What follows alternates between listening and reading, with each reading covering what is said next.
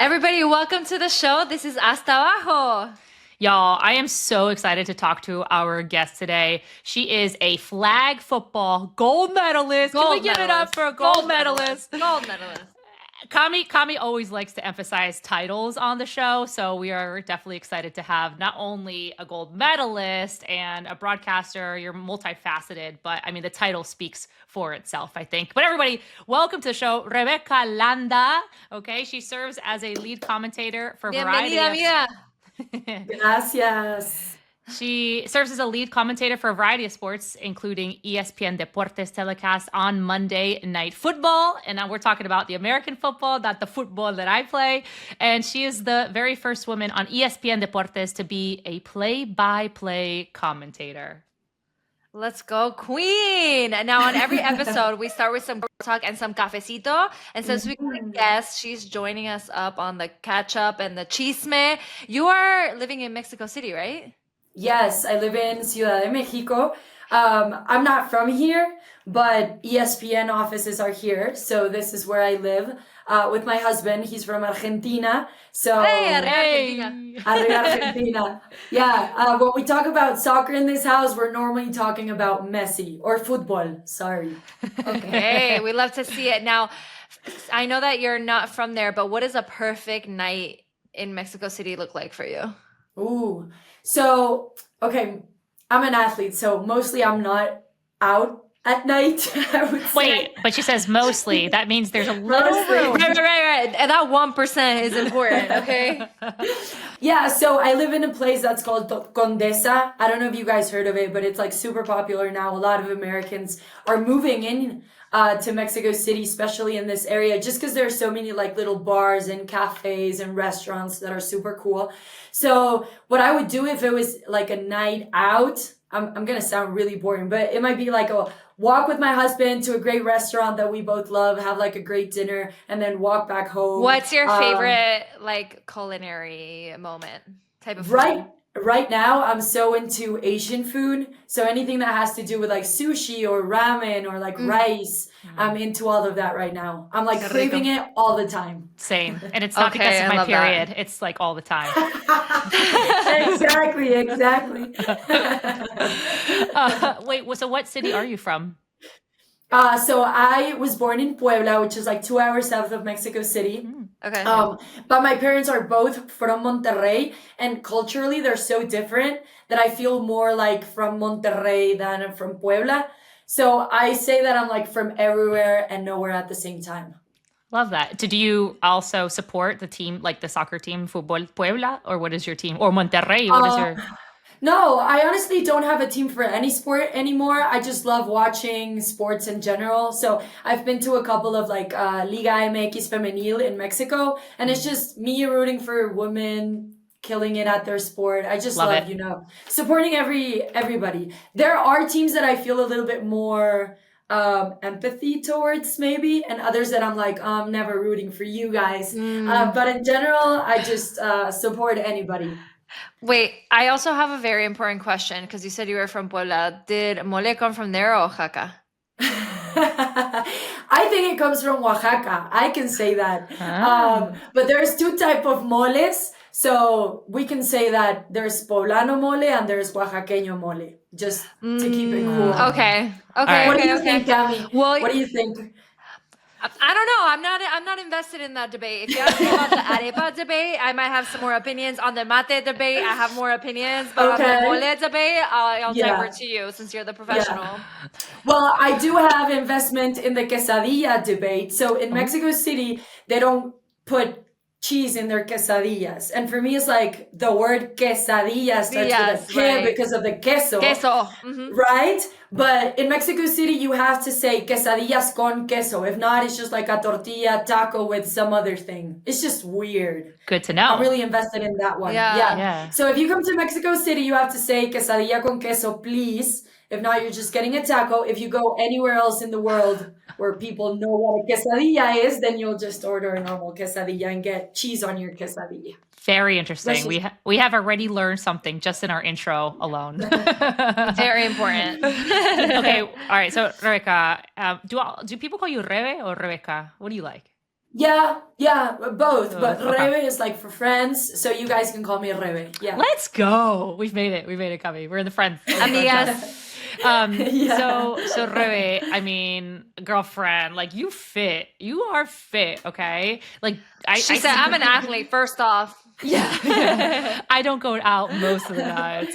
And I'm like, I feel that. I'm right with you. But do you still like what is your training day like, or how do you keep in shape or in form since you don't play sport professionally anymore? Yeah. Well, wow. First of all, how do you guys know that? And secondly, Wait, We did our research. Is that chisme? that is chisme. That is chisme. Breaking news. So, Noticias. yes, I haven't publicly said like I'm not playing in the national flag football team anymore. It's just something that I have kind of kept it a secret. Close people know, of course, like my teammates, the federation knows, other close people to me. But normally people are texting, like DMing me on Instagram, like, why are you not on the list? Or why are you not playing flag football anymore? And I just like answer right there, but I haven't like made it public yet. Just because I don't know how long it's gonna last. I'm taking like a normal break. But when we go back to sports and being fit, I am loving trying other stuff. So I've been playing flag football for the last maybe 17, 18 years, and my mind and my body needed a break. So it's just been really fun to keep fit and healthy, but doing other stuff. So my husband is a triathlete. Él hace triatlón. So I got on the bike for like an hour the other day, and then I'm running a half a marathon in June with Nike. With it's like this girls owning the streets at night, something. Oh, the something. after dark thing. Sick. Yeah. I saw Yes, that. That yes. was so fun.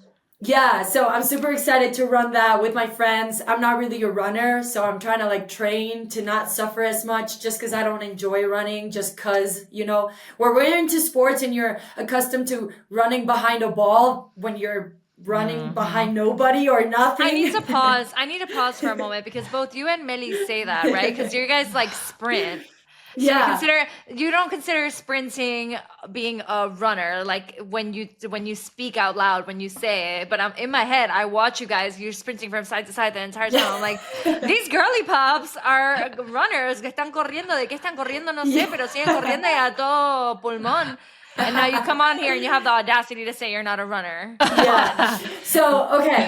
So my position is like running, right? Because I'm a rusher. So Right. I'm always running, sprinting, like you say. But it has like this mental load in a different way where you're running with your focus on a flag or a football or a soccer ball. But when you're just running, like where does the mental focus go to? Oh, my knees hurt. Oh, I'm so bored. Some very dark places.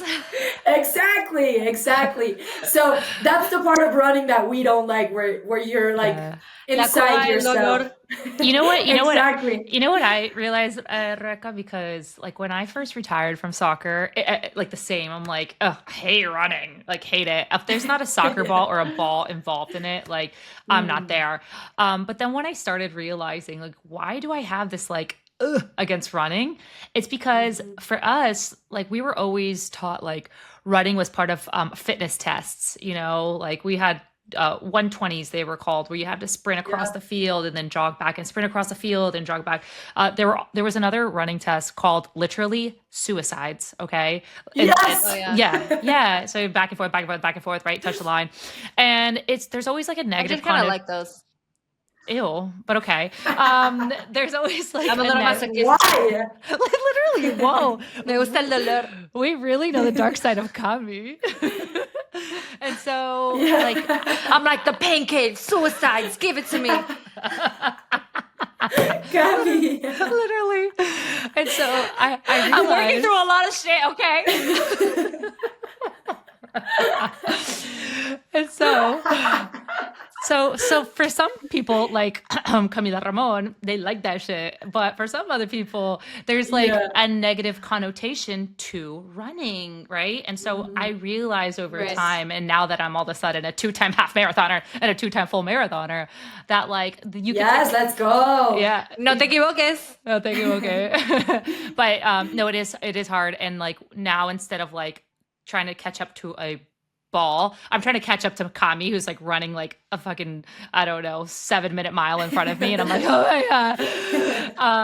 But no, and then I also use music as my I don't know, something to entertain me and just like keep me going. Keep me through it. But yeah. You know what? I don't like music because it doesn't require my attention. So when I'm running, my mind still goes to those dark places that I don't like. But I found that if I'm listening to an interesting podcast, then my mind is listening to, oh, this interesting story, or I like that reflection, or I'm just listening to like a tennis podcast that helps with work and I'm just focusing on that. And then the other thing that I discovered is that I realized that in my sport, when I sprint, I hold my breath because it's just like 3 or 4 seconds. So then when I have to do like long distance run, I don't know how to breathe. So then I'm like, you know, me estoy ahogando en mi propia saliva. And like, I can't really like breathe. I'm just like struggling with breath work. So the other day I was like, okay, I'm going to go running, and she's like, traga. Yes. And I don't want to do like the soccer thing, you know, where they're like doing this thing with their nose and, you know, their snots are flying everywhere. Like, I don't want to do any of that stuff. So I'm just like struggling. But the other day I went running and I was like, okay, I'm going to like run as my breath allows me to. And I'm just going to through my nose and out of my nose. And if I'm going like super slow, doesn't matter. And then after that, I was like, okay, now this was a little bit more enjoyable for me. So I hope to keep getting better at just like breathing. So I can enjoy running. I would breathing is a little important for sure. Yeah. I have a question for you. What like podcasts are you listening to? Like, what are the things that you're actually listening to when you go running? Like, can you name them?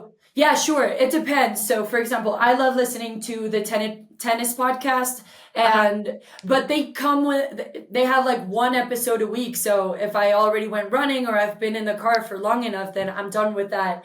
There's another podcast that I like. It's called We Can Do Hard Things. I'm pretty sure, Melissa, maybe you've heard it. Yeah, it's really good. And then there's another one from Mexican girls. It's called Se Regalan Dudas. And I might just find like an interesting conversation from the past. I don't like go weekly on them. Just like interesting topics that I find. So those are like my base podcasts. And now Hasta Abajo. And now Hasta Abajo. 100%. I can tell that you guys laugh a lot. I don't know if that's going to help me out while I'm running. Because when you're running and laughing and can't breathe and you're like choking on your own saliva, laughing is not a good equation to add to that. I think you'll be okay. I think that within the next couple of runs, we're going to figure out your saliva situation for the better. Now, I do have to say that this was some really hot chisme, like piping hot tea. El chisme was caliente because not only did we hear that you were kind of stepping away for a moment, but also more importantly that you might go back. So thank you for joining us for Cafecito and Chisme. We're going to toss it to a break real quick. When we come back, we're talking about the physical preparation it takes to become a flag football gold medalist. That's after the break with Rebeca Landa.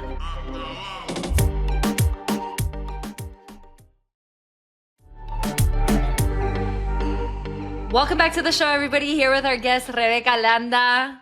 Let's dive into it. So, Rebeca was part of the Mexican women's national flag football team.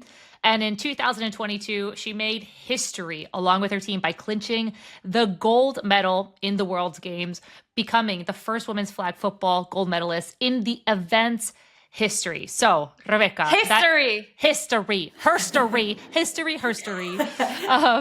So, first off, I mean, congratulations. Like, those accomplishments not only live in that moment, but live forever. And I want you to take us back to that exact time, which was only a few short years ago. But what was that moment like winning that gold medal?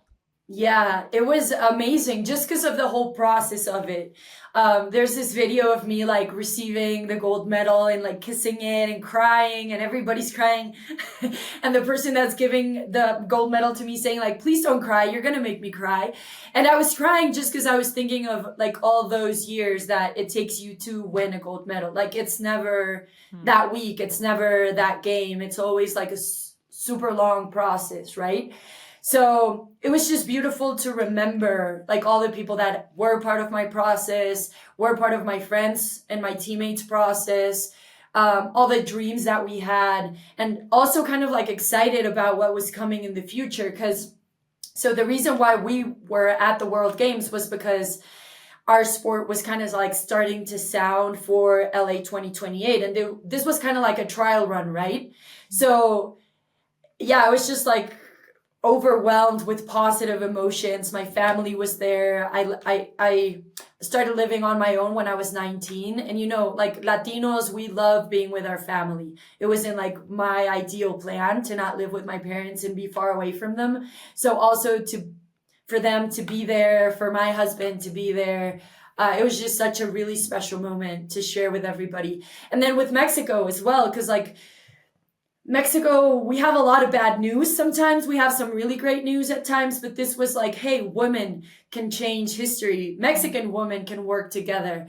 What happens when we think of gold, which was like our slogan, like piensa en oro.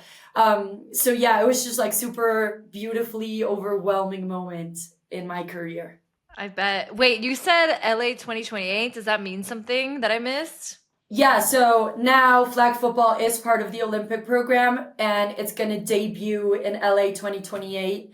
But the process kind of started in the World Games. So we were kind of like starting to have conversations with the Olympic Committee and doing interviews and just seeing how it would broadcast, all that stuff that took us to LA 2028 at that point. Okay, I was just like, oh, she's mentioned LA 28. Does that mean that she has a plan? Well, that's what I was going to I ask. don't. Is that also something while you're like trying to figure out? Because I mean, to play. Yeah, that would be amazing, right? I am. So part of the reason why I kind of stepped out a little bit right now was because I knew that if I wanted to pursue the Olympics, that I needed like a mental break and physical break and like an opportunity to do other things, kind of like when sports get like super serious, then it's hard, right? And when you have another job, because lamentablemente we don't get paid for playing flag football, so all of us have another job, and it's sometimes a lot to handle, right? So being like a professional athlete in a way, or acting like it, and then having a professional job in mind that requires like so much time and travel and effort, it just gets a little bit overwhelming as well. So I felt like I needed to fall in love with my sport again, in that like pure sense of the word. So yeah, I was like, okay, if I want to get to the Olympics, then this is something that I need to do now. So then I have time to prepare and stuff.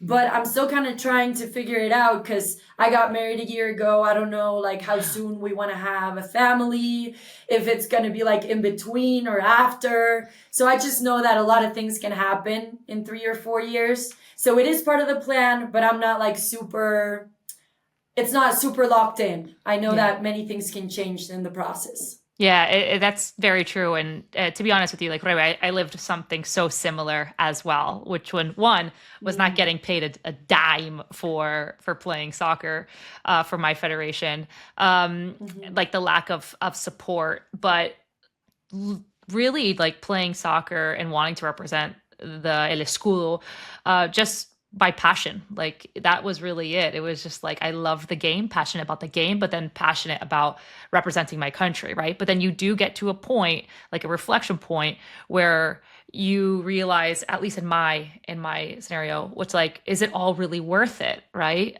Or am I being valued as a woman, as a professional athlete, etc. The list goes on, especially when other opportunities are coming. So I lived something super similar, which I could relate to, but I'd love for you to expand more on the pay or lack of thereof, because since we traveled like sometimes having to buy our own flights if necessary. But more so, like, we didn't get any, salary, any guarantees, any bonuses, like nothing. Where, like, in the meantime, we were playing in the Olympics, playing in the World Cup, list goes on.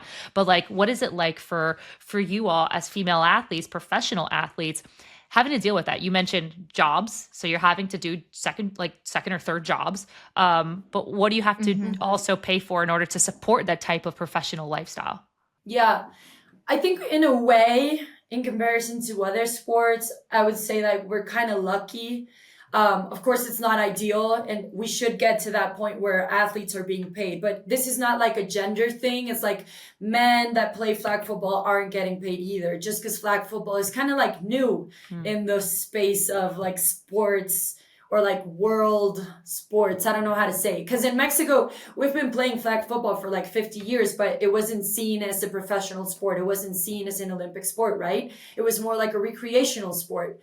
But our federation does a good job in making sure that we don't have to pay for anything when we go on competitions.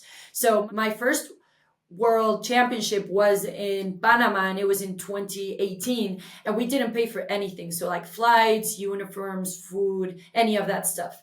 But even, for example, when we won the gold medal, like we don't get anything. Like we don't get money, we don't get a bonus, we don't get none of that. Just because our federation doesn't have the money to support it. And CONADE, which is the structure that kind of holds the federations together in Mexico and is the one that hands out the money, they didn't see flag football as part of their program either, because we're not really representing in Olympics or any of that stuff, right? So there was really nowhere to get the money from. Where we really struggle is where athletes that don't live in Mexico City have to travel for practice. So they have to make an investment every time they come, right? So they stay maybe at our houses, or they have to buy their flights or their Ubers, their food, of course. But now with this Olympic process, the federation has gotten a lot more support. And now the athletes only have to pay for their flights. So now they're staying in CENAR, which is part of like the government's facilities for sport. They're getting food there. They're getting picked up at the airport. So things are getting a little bit better. In regards to other stuff, like as an athlete, you have to pay for it. It's like your personal trainer, your nutritionist, maybe if the federation doesn't give you one. Now we have a psychologist as well as a nutritionist, but before we didn't. So psychologist, sports psychologist, if you were interested in one. The gym, you have to pay for that stuff. Your clothes, your practice gear. So yeah, there comes an investment with that. And most of us have jobs, right? There's some that are still like in school. They're in, and well, what you guys would call NCAA. So they have scholarships and stuff like that, and they have most of their gear from their universities. But friends of mine would have to have like 1 or 2 jobs. Some of them were also mothers, so they kind of have to worry about their kids. So yeah, it's a struggle, honestly. You can't just worry about being an athlete. You have to think about so many other things. And it was just curious to me, like, what would have happened if I would have landed in flag football 50 years from now? Like, maybe I wouldn't have to decide ESPN over flag football because ESPN pays my bills, even though I love my job. I would have had the chance to also say, like, okay, if I'm stressing out about this, I'm just going to leave this other job and be a full-time athlete. But it's not somewhere where we're at right now. We're definitely working towards that. I think one of the things that you did mention earlier, which I want to highlight too, is all of the additional work and support that athletes do need to be successful at their jobs and to position themselves, that like we sometimes have to take on our own plate, like the physical therapy, the nutrition, the massages, like all those things that we need to show up in the way that we show up. Do you feel like because of the budget restrictions that there's some athletes that do have a greater advantage because they do have access to these services from their own personal like money or funds versus others? Yes, I do. In my case, for example, like I'm super blessed, and I would get like sponsors for physical therapy and sponsors for like pressure boots or sponsors for shoes. Like I'm a Nike athlete. I get clothes with Nike, you know, and there's people that maybe don't have like good cleats because they can't buy them. And you don't know how that can develop later, because that could mean an injury, like a really hard injury that could like derail your athletic career. There's people that wouldn't go to like physical therapy because it's expensive. But we've seen also, like, I have to say this, the national team and the federation have really worked towards having these people available to us and making sure that there's like, if you live in Tijuana, we can find somebody that will treat you, that will support you. And we've also found that there's a lot of people that want to help out. Like maybe you don't have 129,000 Instagram followers, but you're part of the national team. So yeah, of course I will give you therapy free. Like, you know, there's people that just want to support us because they know that what we're doing matters. So speaking about the Instagram followers, y'all, your content is popping off. I love your content. Do you give us the quick rundown? Do you like, you know, pre-produce, shoot, edit, post, or like how is this flow going? We need to know the deets. So normally what happens is that I'm like on Instagram like everybody else, and I'm just seeing stuff that I like. And then I will save it into this little folder that I have with a company that helps me. She's a friend of mine, and it's called like Ideas Rebeca. So I put them stuff there that I think that I like, that is kind of goes with my vibe, that's funny or not so funny, but I could do, you know, whenever. So Victoria, she like kind of helps me build a calendar depending on how my week is looking and give me some ideas. Organized. We need this. Yes, now I am. When's your birthday? What's your sign? So I'm July 19th and I'm a Cancer. Okay, I like I don't that. know what that means. I don't know what that means. So now Victoria, she's kind enough, and every week we go through my next week's schedule and she like posts some ideas. But like if during the week I find something that I like, or hey, this is something that we could do, we just kind of improvise. Normally I'm the one that records, edits, everything, and I just kind of send it to them and say like, hey, do you think this is good? Is it too long? Should we make it shorter? Whatever. And they kind of help me with that. But in general, I'm the one that's like on her phone for hours. I'm a perfectionist. So like a video that anybody would, you know, edit in 30 seconds, I take like an hour and a half. So that's why I need help. I know that's why I have like a team that helps me out, because if not, it would take too long.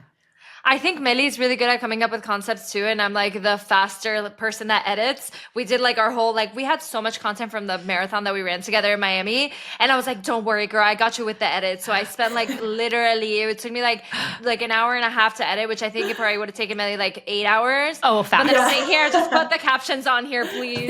No, Rebecca, it was a 40-minute video, like 40 minutes full of content. 40 minutes. Right. Like, how do you even cut it out? It's impossible. Right. Yeah. I think it's something really nice to see, like your personality really shine. Like both of you guys obviously like were pro athletes and have now transitioned to broadcasting. I want to hear about your journey to broadcasting and how it came about for you, even though to me, especially now after like meeting you one-on-one or two-on-one and like getting to know you better, and like obviously seeing your social media, like your personality is so bright and you have so much amazing energy to share with the world. But how did you end up where you're at now at ESPN? Yeah, so I started doing play-by-play for my college football team when I was in college. University, I don't know, you guys have like this different... La universidad. La facultad. Okay. Universidad, La facultad. college. Exactly. Facultad is another word. So yeah, I was in sports my whole life. I didn't really think that I could really make a living out of it. So I started studying arts. And then in between, I was like, I'm not a good artist. Like, I am not going to be able to make a living out of this either.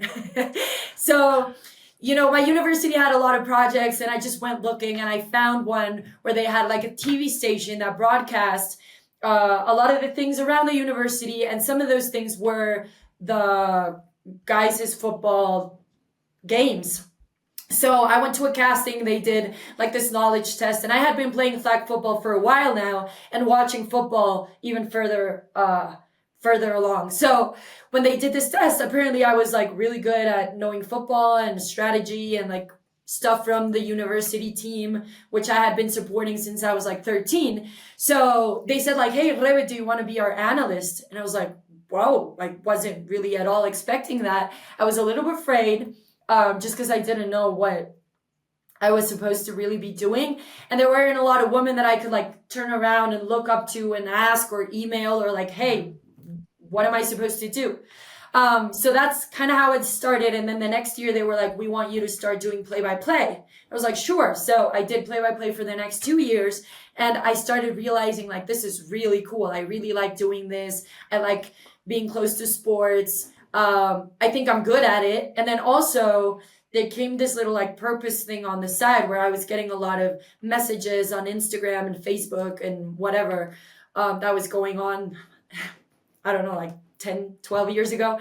And a lot of people were like texting like, girls don't call games. Las mujeres no narran fútbol americano. And I was like, what? Que no, que sí. Que no, exactly. No, Watch but me. you know what the mujeres do? Las mujeres facturan. Hey. Exactly. De factura, baby. Yes. Exactly. Págame. So I was like, okay, there's something we need to change around here. And I like what I'm doing. I think I'm good at it. And it gives me a purpose. So I was like, okay, all in. And my dad was kind enough to support me to go to Miami and get like a broadcasting course and stuff. And from there, it was just kind of like really struggling, you know, to find like what I wanted to do, where I could really do it. But my dream was always to get to ESPN. So like maybe 6 years after I started doing broadcasting for my college, I got into ESPN and I was a presenter, kind of like a host, but not really. And then a couple of years later, ESPN was like, well, I was kind of pushing like, hey guys, I know more football than this. Like, please take advantage of what I can do. And so ESPN Deportes called me after 3 years and they were like, we want to hire you, but now we want you to do play-by-play. So before I was in ESPN Mexico, and then I moved into ESPN Deportes, which is a little bit more global, and we call games for like all of Latin America, or now that I'm calling games for Latinos in the US. So yeah, but like in my storyline, flag football always came along with broadcasting career. So when I moved to Mexico City, because I was starting to work at ESPN, that's when I hired a personal trainer to get into the national team. So until this year, my flag football career and my broadcasting career have been together. I'm kind of like trying to figure it out how it looks now without one of them.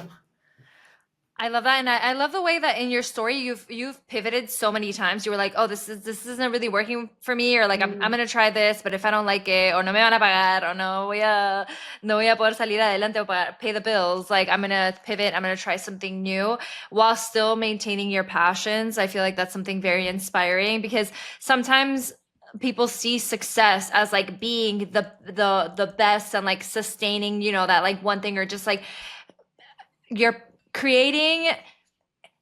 having your passion be your lifestyle is not sustainable for every single person in the world. However, there always is an opportunity to take your passion with you in your lifestyle wherever you go. So you're a great inspiration when it comes to that, for sure. One of the main questions that we ask all of our guests is, when you think about your life story, de arriba hasta abajo, what do you think was the main factor that contributed to your success? Oh my God. I think I hope it doesn't sound weird, but I would say like authenticity. Not weird at all. Because of what you said, like, Cami, when you're like trying to reach a goal that you really love, there's so many people that are going to tell you like no, or they're going to tell you like yes, but not this way, that way. And I think it's really important what you just said, you know, like you need to be able to pivot, but also there are things that are non-negotiable. And I think that's where my success kind of came from. And my non-negotiable was my authentic self. So if I would go to a casting and they would say like, oh yes, but can you dress a little bit more younger? You know what that means?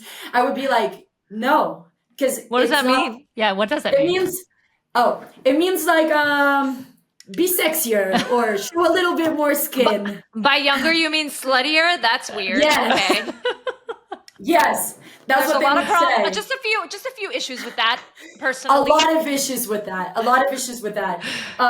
Misogyny is dense in a lot of areas, right? So that would be like my non-negotiable. Like, no, this is not who I am.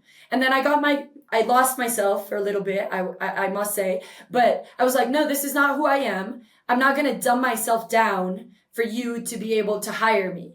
Like, this is a non-negotiable. I am here to break a standard of what women can't and can't do. And if I want to break that standard, this is who I need to be, and this is what I represent. So I think part of that is a success. Like, you need to make sure that when you're pivoting into this idea of how you can adapt your passion to your career and make a living out of it, there are things that you will not change, because then you will be like everybody else. And that's not where success comes from my point of view. It comes from adding something different, proposing something that's not seen, being you. And the world needs a little bit more of that. So it's not this one thing, like, or this one moment in my storyline. I think it's that consistency of me saying, this is who I am, this is what I represent. And if I'm not getting the job because this is who I am, then that's okay. This is not where I'm supposed to be. I love that, Rebecca. Like, Amen. honestly, and big props to also realizing that, because when you're in it and you get so like just involved and devolved by those societal pressures, right? And also keeping your job and expectations and keeping people happy and your executives happy and bosses happy, but like mad respect for you to realize that and be true to you, but also like setting that type of inspiration for other girls and women to see that you don't need to go by societal quote unquote what they call standards, because that's not the standards. That's what has been set by white men previous to that, right? So like massive props to you for honestly like standing up for yourself and being you.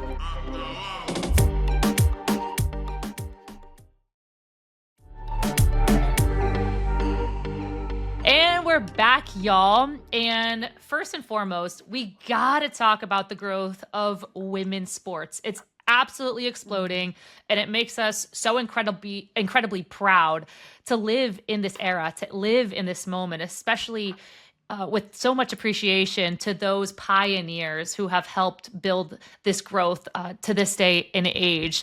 And the growth, we've seen it, of course, more specifically in North America and Europe, but we've also seen it grow past that, whether it's in South America, Central America, Africa, Asia, etc. So I want to ask you, Rebecca, of course, with your experience in flag football, but also you've mentioned that you go to women's soccer games in Mexico, which has been a huge success. What have your thoughts been on the growth of women's sports, specifically in your region in Mexico? It's been so beautiful. I think we still have a long way to go, definitely. I also watch a lot of softball. So one of my friends, she plays in the softball professional league. She's in the finals right now. So I went like a week ago to the stadium to see her and support the team. And I was just so overwhelmed with the stadium, the side that they opened for the women's league to be packed. And for the fans to be like super invested in the women and knowing that they are getting paid, not as much as we would like them to get paid, but also that they are getting paid, that they are getting like equal treatment, that they are being held like in hotels the same way the men would be held in hotels, that they are getting the same sponsors, that they are on ESPN. Like all those things a couple of years ago, like maybe 5-7 years ago, you would say that to me and I was like, there is no way. Like hopefully, but it was even hard to imagine just because there was so much like maybe resistance, or we couldn't see the future evolving as it has right now. So yeah, I was talking to my husband yesterday, like, hey, like, are you even realizing like this is only the second season of La Liga Mexicana de Softball, and we're already seeing them like on Sports Center, in ESPN, with the full stadium, with like Saba and sponsors everywhere, people getting involved, parents flying out, people flying out to see them. fan bases that are going crazy, that they are buying their jerseys and like their collection cards. All of this has just been amazing to me. If I think about it too much, I cry. And then You're also the cancer. That's the cancer. yes. I'd love to see ESPN getting more involved into women's sports, and I've been part of some of the projects that they have like presented to sponsors, like, hey, we have so many of these leagues are women leagues and we need you to get involved. We need to push this forward. There are so many people that are getting involved. I just can think of so many stories. Like a week ago or 2 weeks ago, I did an interview from a documentary that ESPN is launched this week, Las Amazonas de Yaxuna, and it's this woman from a community in Yucatan that used baseball and softball to transform their culture and fight misogyny. And that's something that's out there on TV and everybody can go and watch it and get inspired. So yeah, I'm super happy where we are at now, and also all the interest that I'm seeing from like private companies, private money, let's call it, to support and get involved. I feel super blessed to be able to see it. And I feel super blessed that if I ever have a girl and a kid that wants to do sports, they have this huge world of opportunities that I never got to have. And I say it in the most proudful way. Like, I'm so proud to see the change and so proud to be able to be thankful and have that contrast of the change, where I'm going to be like, hey, you must really be grateful for this. Like, this is not something that used to happen before. We can't take it for granted. And we really need to keep on moving this forward and using those platforms and creating even more platforms. Because I'm just amazed about women that do sports. Like, I honestly see us and I'm like, we are like superwoman. Like, how? Superwoman. On our period, pregnant. Literally. There's so much. Holding a family together. Like, I don't know, but we do it.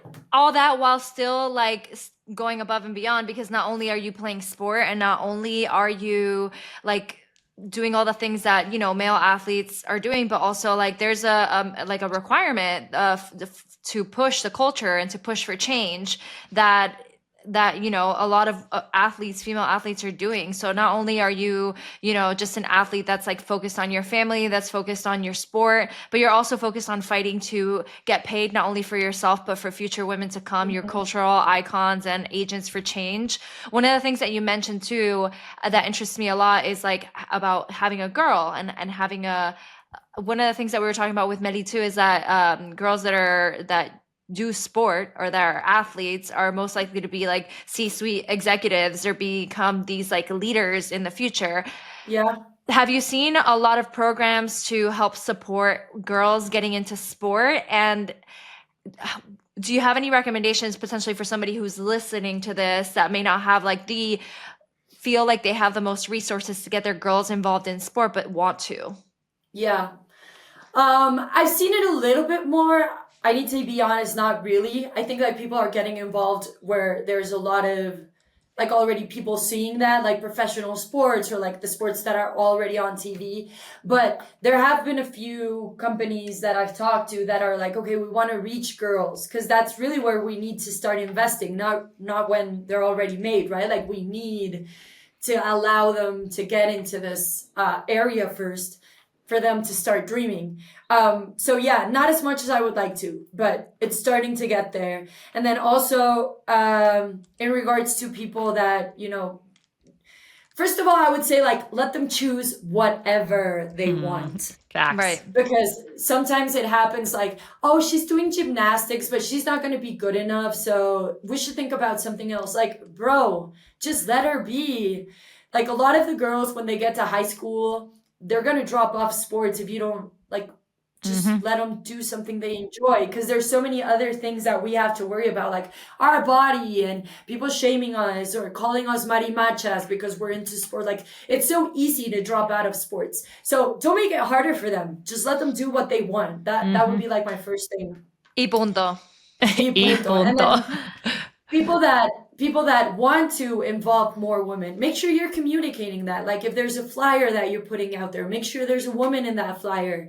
If in Mexico, we even have issues like, of course we have like amazing facilities, but there are also facilities where like you don't want to go to that field because there's not a decent place for you to change or where you feel safe to be around, right? Like even those little basic things are what makes women kind of drop out of sports. So make sure that the area that you have, what you're communicating is inviting women. Make sure that if there's like a staff of 10 coaches, make sure that 2 minimum are women, that they have someone to talk to, that they don't feel like they're there on their own.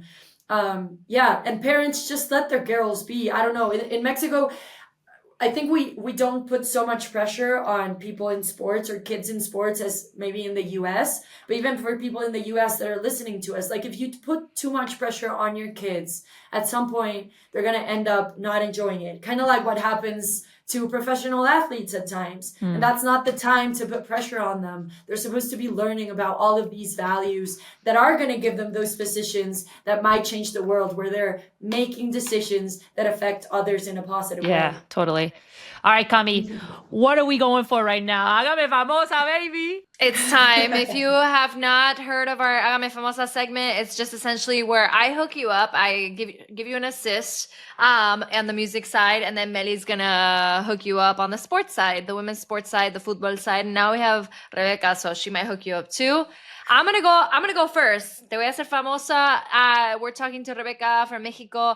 Off the top of my head, this year I went to Calibash and I had the opportunity to see Savi live. You might know him from La Diabla, La Víctima, like those are his most popular songs. He's a 20-year-old from Mexico, and the energy that he has on stage is absolutely iconic. So if you're looking for a new artist, a rising artist, make sure that you check him out. What about you, Meli? Hágame famosa.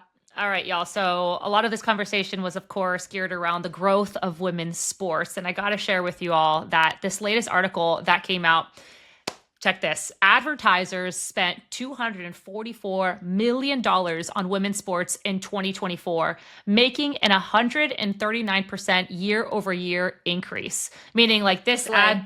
Slay. The ad dollar boom aligns with the spike in women's sports viewership. Of course, we've seen a huge growth in watching all women's sports, basketball, soccer, volleyball, flag football, like the list goes on. But for example, and more specifically, over 2 million viewers tuned into Game 5 of the WNBA Championship Series, which made it the most viewed WNBA game in 25 years, y'all. So amazing growth in women's sports. Like the stats have shown it and prove it for itself. 2022, $692 million was the total revenue. Fast forward to just 3 years later, 2025, it's expected to reach $2.35 billion in total revenue. So check out that growth. That's what we're here for. That's what we women are here for. That's what we're here for. Now my turn. No pressure, Rebecca. No pressure. No. Okay, wait. The first off is like, at some point you have to listen to like some music. Do you have like, what's your like favorite workout song? If you had to pick one, or like your walkout song that makes you feel the most powerful, like La Más Perra. Yeah, I'm so She's bad like with the names. tennis podcast. No, I'm so bad with the names. Give me a second, because this is an Argentinian. Okay. It's not Bizarrap. Trueno. Give me a second. Dance Grip. I love Dance Grip. I can rap it out. Cállame, conoce como el hit. The real Dance Grip. La cara de la carne en el país. Es el burro más pegado. Yes. I love Trueno. But I get like really excited about listening to him anytime. So there's this thing that I posted on Instagram where I was like, I'm rapping to the song before I call a game on Monday Night Football. Like, this is my vocal work. Yes. This is how I'm learning on my voice, right? So yeah, not only for workouts, but I also use Trueno and Dance Grip for like getting hyped up before Monday Night Football game. Love. Well, that's your walkout song. All right, guys. Thank you all so much. Rebecca, thank you so much for your time today. Honestly, this has been such a fantastic, inspiring, una crack total. Thank you so much for your time and for everybody listening too. Check out Rebeca Landa. Rebecca, shout out your Instagram handle. Yeah, so it's La Rebeca Landa with just one C. In Mexico, we spell our Rebecas with just one C. La Rebeca Landa everywhere. Thank you guys so much. It was so much fun getting to know you. And now you can count on me listening to you every time I go running. Thank you. Of course, we love to see it. Thank you so much, everybody, for joining us. And this is Hasta Abajo, Hasta Abajo, Hasta Abajo, Hasta Abajo. Hasta Abajo is an iHeart women's sports production in partnership with Deep Blue Sports and Entertainment. For more podcasts, listen to the iHeart Radio app, Apple Podcasts, or wherever you listen to your favorite shows.